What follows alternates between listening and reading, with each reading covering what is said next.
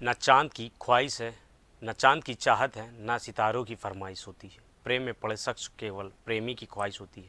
जी हाँ, शायद इसीलिए क्या कहा गया है कि प्यार की ना ही कोई उम्र होती है, ना ही कोई सीमा। ऐसा ही कुछ यूपी के कानपुर देहात ज़िले से खबर सामने आई, जहां एक महिला शादी के 14 साल बाद अपने पति और 3 बच्चों को छोड़कर प्रेमी के साथ फरार हो गई। बेचारा पति 3 बच्चों को लेकर दर बदर न्याय की आस में भटक रहा है। आइए जानते हैं क्या है पूरा मामला। उत्तर प्रदेश के कानपुर देहात के मंगलपुर थाना क्षेत्र के चिनगवा गांव के रहने वाले महादेव की पत्नी सीता शादी के 14 साल बाद अपने 3 बच्चों पति को छोड़कर प्रेमी के साथ फरार हो गई। सीता का प्रेमी कोई और नहीं बल्कि उनका चचेरा देवर है, जो उनसे उम्र में कम से कम 14 साल छोटा है।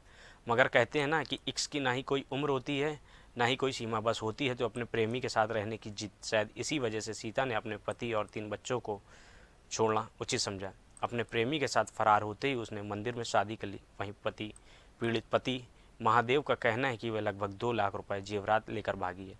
साथ ही उसने पुलिस वालों पर गंभीर आरोप लगाते हुए बताया कि जब उसने मंगलपुर थाने में शिकायत दर्ज की तो पुलिस वालों ने कहा यह मुकदमा ना दर्ज करते हुए कोर्ट जाने की बात कह दी। वहीं मेरठ की मुस्कान के किए हुए कांड का डर भी सता रहा है कि अगर सीता वापस आ गई, कहीं उसके साथ भी ड्रम कांड न हो जाए। देखिए पूरी रिपोर्ट। आपका नाम क्या है, कहाँ के रहने वाले? महादेव, ग्राम जिगना। क्या समस्या हुई? समस्या क्या, मेरी पत्नी मेरे चाचा के लड़के के साथ भाग गई है। करीब 2 लाख रुपए का जेवर, कुछ नकदी पैसा लेके चली गई। क्या आपने पुलिस से कंप्लेंट की? पुलिस से मैंने शिकायत की तो पुलिस ने कहा कि कोर्ट से ही होगा, यहाँ कुछ निर्णय नहीं होगा। नहीं होगा। अब आपको क्या डर सता है? डर ये सता रहा कि अब दोबारा यदि यहाँ आएगी तो ऐसा ना हो कि वो ड्रम वाली और 1-2 कहानियाँ मेरे सामने, ये घटना ना हो। इस वजह से मुझे डर बहुत सता रहा है। आपने इस डर को लेकर पुलिस से कोई कंप्लेंट की?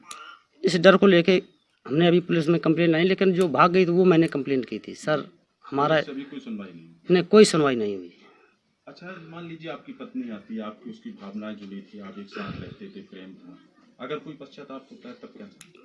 अब हम उसको नहीं रखना चाहते क्योंकि डर सता रहा है।